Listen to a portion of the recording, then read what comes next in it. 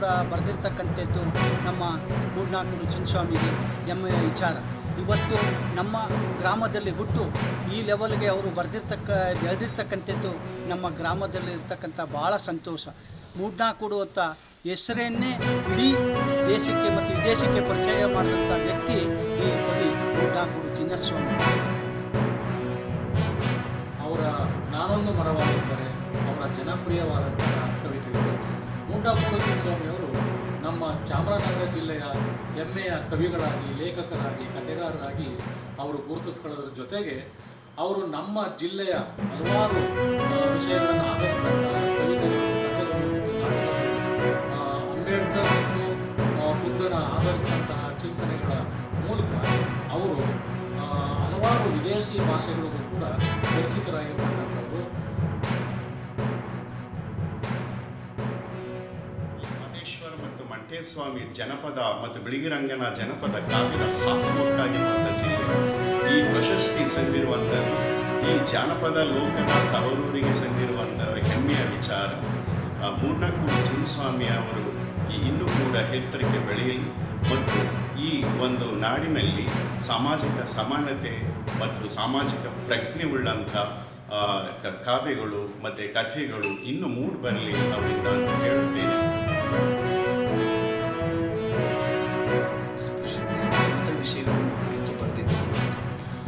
ಹೆಚ್ಚು ಕವಿತೆಗಳನ್ನು ಬರೆದಿದ್ದೀನಿ ಮತ್ತು ಲೇಖನಗಳು, ಸಂಗ್ರಹಗಳು ಬಂದಿವೆ. ಅದಕ್ಕಾಗಿಯೇ ಬಹುತ್ವ ಭಾರತ ಮತ್ತು ಬೌದ್ಧ ತಾತ್ವಿಕತೆ ಅನ್ನುವ ಪುಸ್ತಕಕ್ಕೆ ಕೇಂದ್ರ ಸಾಹಿತ್ಯ ಅಕಾಡೆಮಿ ಪ್ರಶಸ್ತಿ ಕೂಡ ಬಂದಿದೆ. ಈ ಪ್ರಶಸ್ತಿಯ ವಿಶೇಷತೆ ಏನು ಅಂದರೆ ಕನ್ನಡದಲ್ಲಿ ಅತಿ ಹೆಚ್ಚು ಮೊತ್ತದ ಪ್ರಶಸ್ತಿ ಮತ್ತು ಒಟ್ಟಾರೆ ಸೃಜನಶೀಲ ಸಾಹಿತ್ಯಕ್ಕೆ ಮತ್ತು ಸಮೃದ್ಧ ಸಾಹಿತ್ಯಕ್ಕೆ ಕೊಡುವ ಪ್ರಶಸ್ತಿ ಅಂತ ಅವರೇ ಹೇಳಿಕೊಂಡಿದ್ದಾರೆ. ಸೊ ಹಾಗಾಗಿ ನನ್ನನ್ನು ಗುರುತಿಸಿರೋದ್ರಿಂದ ಹೆಮ್ಮೆಯಾಗಿದೆ.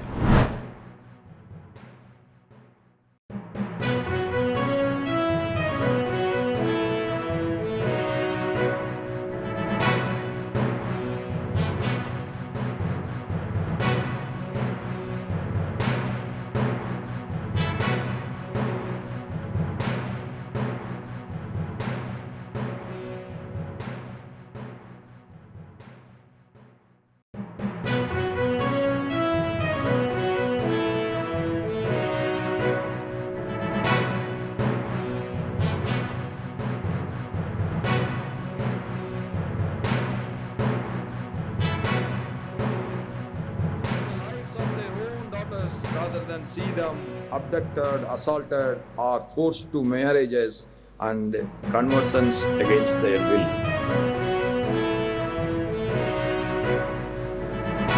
It is almost impossible for us sitting here in safety to fully imagine the depth of that despair. For many survivors, search for the loss of their homes disturbed their sense of identity. It left a permanent sense of displacement that outlasted even a decade of building a new life. And yet, this day is not about horror alone. It is equally a tribute to the extraordinary courage and resilience of those who survived.